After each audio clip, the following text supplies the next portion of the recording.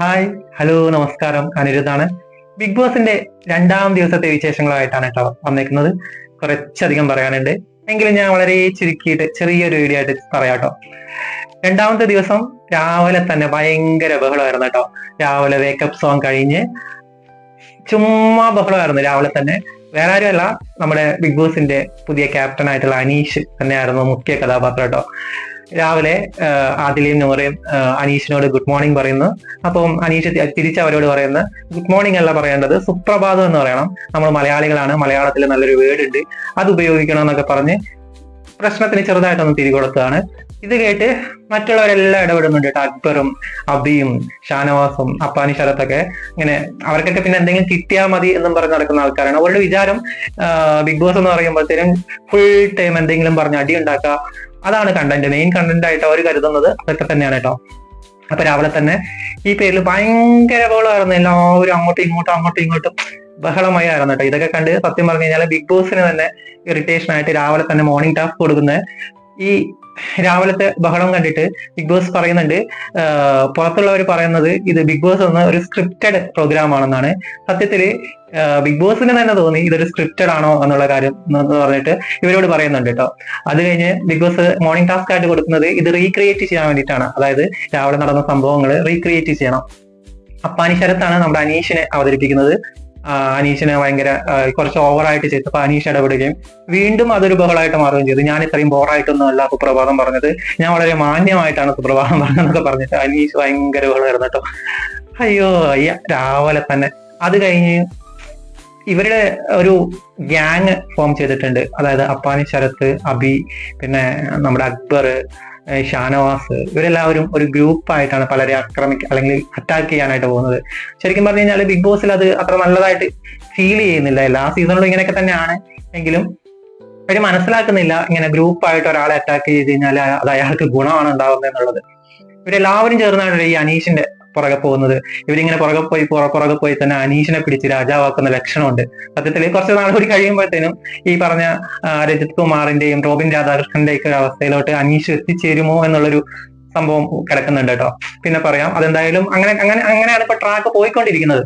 രാവിലെ തന്നെ അത് കഴിഞ്ഞിട്ട് അനുമോളുടെ നേരിട്ടായിരുന്നു കേട്ടോ. അനുമോള് അപ്പാനി ശരത്തിന്റെ കഴുത്തിന് വേദനയാണെന്ന് പറഞ്ഞപ്പം അത് ആവി പിടിച്ചാൽ മതി, ഡോക്ടറെ ഒന്നും കാണിക്കേണ്ട എന്നൊക്കെ പറഞ്ഞിട്ട് അവിടെ ഒരു കോൺട്രവേഴ്സി ഇവര് തന്നെ ഉണ്ടാക്കുന്ന ഒരു എല്ലാവരും സ്ക്രിപ്റ്റഡ് ആയിട്ടുള്ള പരിപാടിയാട്ടോ. ഇവര് തന്നെ പ്രാങ്ക് ചെയ്യുന്നത് പോലെയുള്ള പരിപാടി, അല്ലാണ്ട് ഓട്ടോമാറ്റിക് ആയിട്ട് ഉയർന്നു വരുന്ന പ്രശ്നങ്ങളൊന്നും തന്നെ ഇപ്പൊ ബിഗ് ബോസിനകത്ത് നടക്കുന്നില്ല. എല്ലാം ഇവര് പ്ലാൻ ചെയ്തിട്ട് ആരെങ്കിലൊക്കെ പ്രാങ്ക് ചെയ്യുന്നത് പോലെയാണ് ഇവർ ചെയ്തുകൊണ്ടിരിക്കുന്നത്. അനുമോളായിരുന്നു രണ്ടാമത്തെ ഇര. അനുമോളിന്റെ അടുത്ത് പോയിട്ട് ഇങ്ങനെ പറയുമ്പോൾ ഡോക്ടർമാര് മരുന്ന് എഴുതുന്നത് കാശ് കിട്ടാൻ വേണ്ടിയിട്ടാണ്, അല്ലാണ്ട് മരുന്ന് എന്താ പറയാ രോഗം മാറാനല്ല എന്നുള്ള രീതിയിൽ അനുമോൾ അങ്ങനെ പറഞ്ഞു എന്ന് ഷാനവാസ് മറ്റുള്ളവരോട് പറഞ്ഞ് അതൊരു സീനാക്കുന്നു. അനുമോള് കരയുന്നു ഭയങ്കരമായിട്ട്. അനുമോള് ഒരു മുക്കിൽ പോയിരുന്ന് കരച്ചിലും ബഹളം ഒക്കെ ആയിരുന്നു. ഇതൊക്കെ തന്നെയാണ് കേട്ടോ നടന്നത് രാവിലെ കഴിഞ്ഞ്.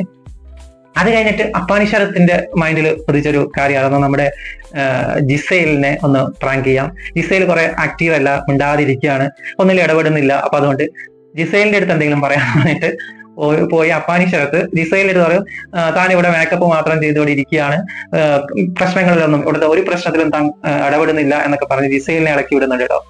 സത്യം പറഞ്ഞു കഴിഞ്ഞാല് ജിസൈലിന്റെ ഒരു ഇന്നത്തെ എപ്പിസോഡിൽ ജിസൈൽ നല്ലൊരു താരം എന്ന് വേണമെങ്കിൽ പറയാം. എപ്പിസോഡിലല്ല, ഇന്നത്തെ ദിവസം ലൈവിലൊക്കെ ജിസൈലിന്റെ വക നല്ല പെർഫോമൻസ് ആയിരുന്നു കേട്ടോ. സത്യത്തിൽ ജിസൈൽ എന്ന് പറയുന്ന കണ്ടസ്റ്റന്റ് നല്ലൊരു ബിഗ് ബോസ് മെറ്റീരിയൽ ആണ് എന്ന് നമുക്കൊക്കെ മനസ്സിലാക്കാനായിട്ട് ഈ സംഭവം ഇടപെട്ടു.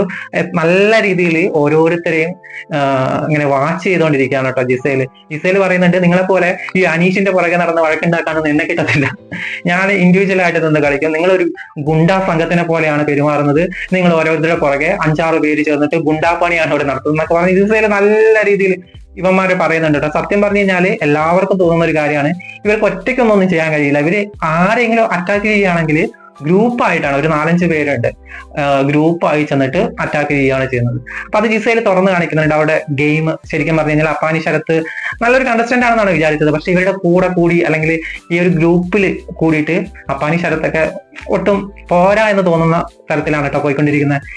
ഇവിടെ അനീഷിന്റെ പുറകെ പോയി ചുമ്മാ വെറുതെ വഴക്കുണ്ടാക്കുകയാണ് ഇവർ ചെയ്തുകൊണ്ടിരിക്കുന്നത്. അത് ജിസയിൽ തുറന്നു കാണിക്കുന്നുണ്ട്.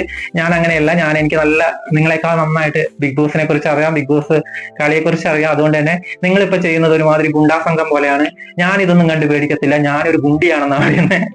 അപ്പൊ അവന്മാര് ഭയങ്കരമായിട്ട് അയ്യോ അങ്ങനെ പറയരുത്, അതിന് ഗുണ്ടയ്ക്ക് ഒരു ഫീമെയിൽ ഇതില്ല, ഗുണ്ടിയെന്നൊന്നും പറയാൻ പറ്റത്തില്ലെന്ന് പറയുമ്പോ ജിസയിൽ പറയുന്നത് അല്ല ഞാൻ ഗുണ്ടിയാണ് എന്ന് പറഞ്ഞിട്ട് നല്ലൊരു കോമഡി രസമായിരുന്നു കേട്ടോ. ലൈവില് എപ്പിസോഡിലും കുറച്ച് ഭാഗമൊക്കെ അതിനകത്ത് വന്നിട്ടുണ്ട്. അപ്പൊ മനോട് പറഞ്ഞിട്ട് അയ്യോ അങ്ങനെ പറയല്ലേ, റൗഡി എന്ന് പറയാന്ന് പറഞ്ഞിട്ട് ശരിയാണ് ഞാൻ റൗഡിയാണ് എന്നാണ് പറയുന്നത്. സത്യം പറഞ്ഞു കഴിഞ്ഞാല് നല്ലൊരു കണ്ടസ്റ്റന്റ് ആയിട്ട് ഫീൽ ചെയ്തിട്ട് ഞാൻ ആദ്യം വിചാരിച്ചത് ഹിന്ദി ബിഗ് ബോസ് എന്നൊക്കെ വന്നപ്പോൾ നല്ല മോഡൽ അങ്ങനെ കണ്ടപ്പം മലയാളം ഒന്നും അറിയത്തില്ലല്ലോ ഈ കൊച്ചിന്, ഇതിനകത്ത് വന്നിട്ട് എന്താ ചെയ്യുക, ഇവരോടൊക്കെ അടിച്ചു നിൽക്കാൻ പറ്റുമോ എന്നൊക്കെയുള്ള രീതിയിലായിരുന്നു. പക്ഷെ ഇന്നത്തെ പെർഫോമൻസ് വെച്ചിട്ട് നോക്കുകയാണെങ്കിൽ ബിഗ് ബോസിനെ തെറ്റിയിട്ടില്ല, നല്ലൊരാളെ തന്നെയാണ് എടുത്തിട്ടുള്ളത്. പക്ക ബിഗ് ബോസ് മെറ്റീരിയൽ ആണ് ജിസേൽ എന്ന് പറയുന്ന ആള് കണ്ടസ്റ്റന്റ് കേട്ടോ. നല്ല രീതിയിലാണ്. അത് കഴിഞ്ഞിട്ട് അനുമോളുമായിട്ടൊരു പ്രശ്നമൊക്കെ നടക്കുന്നുണ്ട്. അനുമോള് എന്താ നിലം തൂക്കുന്നത് ശരിയല്ല, ഇങ്ങനെ ഇരുന്ന് തൂക്കണമെന്നൊക്കെ പറഞ്ഞിട്ട് അനുമോളെ പഠിപ്പിക്കുന്നുണ്ട്. അനുമോളും ജിസയിലും തമ്മിലുള്ള ഒരു ചെറിയ ചർച്ചയൊക്കെ ഉണ്ടാകുന്നുണ്ട്.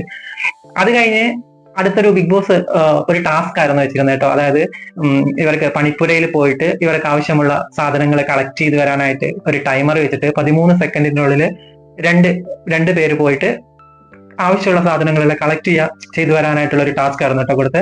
പക്ഷെ 13 സെക്കൻഡ് കൊണ്ട് ഇവർക്ക് ആദിലയും നൂറയും അക്ബറും ആണ് ഈ ടാസ്കിന് പോയത്. പക്ഷെ ആ 13 മിനിറ്റ് കൊണ്ട് ഇവർക്ക് ഒന്നും ചെയ്യാൻ കഴിഞ്ഞില്ല. തിരിച്ചു വന്നപ്പോഴത്തേനും ടൈം ഔട്ടായി, അത് തിരിച്ചു വെക്കേണ്ടി വന്നു കേട്ടോ. എങ്കിലും നല്ല രീതിയിൽ പെർഫോം ചെയ്തു. ആദിലയും നൂറയൊക്കെ കുറെ സാധനങ്ങൾ കളക്ട് ചെയ്ത് വന്നായിരുന്നു. പക്ഷെ 2 സെക്കൻഡിന്റെ എങ്ങാനും വ്യത്യാസത്തിൽ അത് നഷ്ടപ്പെടുകയാണ് ഉണ്ടായത്. അത് കഴിഞ്ഞ് ബിഗ് ബോസിന്റെ വക അടുത്തത് ഒരു ടാസ്ക് ലെക്ചർ ആയിരുന്നു കേട്ടോ. ടാസ്ക് ലെക്ചർ വന്ന് വായിച്ചത് പുതിയൊരു ടാസ്ക് ആണ്, പുകഞ്ഞ കൊള്ളി പുറത്ത് എന്ന് പറയുന്ന ഒരു ടാസ്ക്. അതായത് നിങ്ങൾക്കിടയിൽ നിന്നും ബിഗ് ബോസ് വീട്ടിൽ നിന്ന് പുറത്തു പോകാനായിട്ട് ബിഗ് ബോസ് വീട്ടിൽ നിൽക്കാൻ അർഹതയില്ലാത്ത ഒരു 4 പേരെ തിരഞ്ഞെടുത്തിട്ട് പറയുക, അവരെ ഇനിയുള്ള ദിവസങ്ങളിൽ ഈ വീക്കെൻഡ് വരെ അവര് രാത്രി ഉറങ്ങുന്നത് വീടിന് പുറത്തായിരിക്കും, വീട്ടിനകത്ത് കിടക്കാൻ പറ്റത്തില്ല. പിന്നെ ഒരു റെഡ് ഇതുണ്ട്, ഡേഞ്ചർ പോയിന്റ്.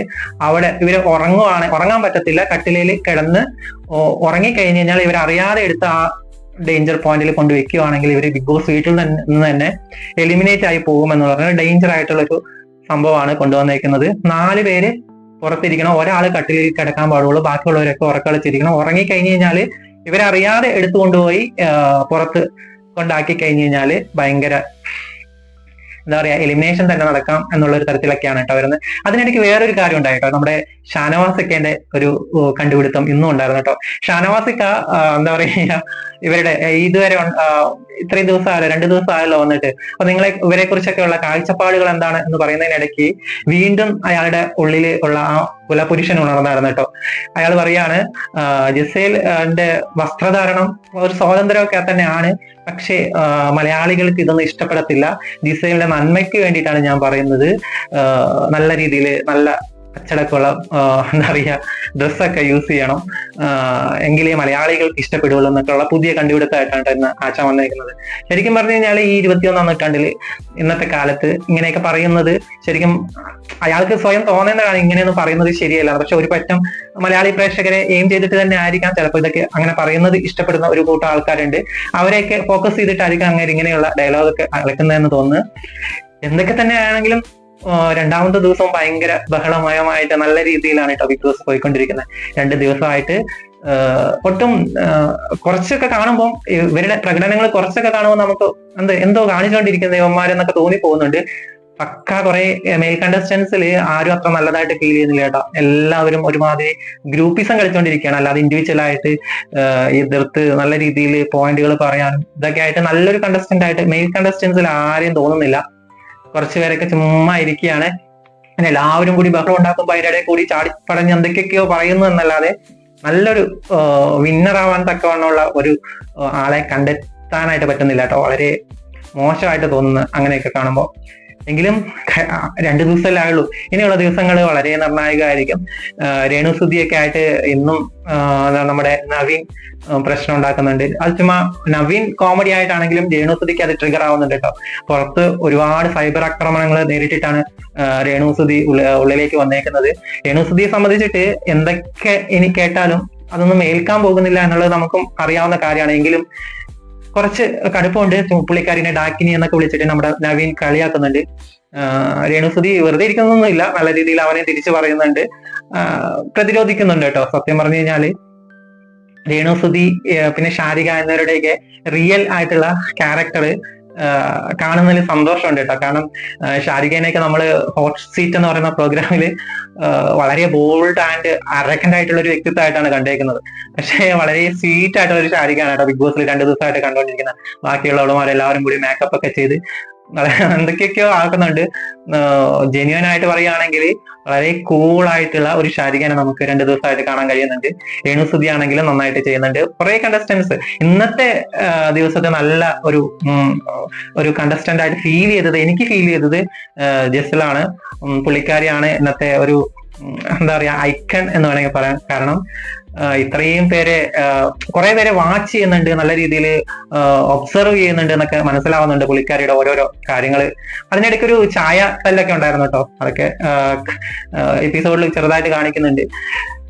അനുമോളും ജസീലും തമ്മിലുള്ള ചായ വെക്കുന്നതുമായിട്ട് ബന്ധപ്പെട്ടിട്ടുള്ള തർക്കമൊക്കെ ആയിട്ട് അങ്ങനെ സംഭവ ബഹുലമായിരുന്നു ബിഗ് ബോസ് വീട് ഇന്നും.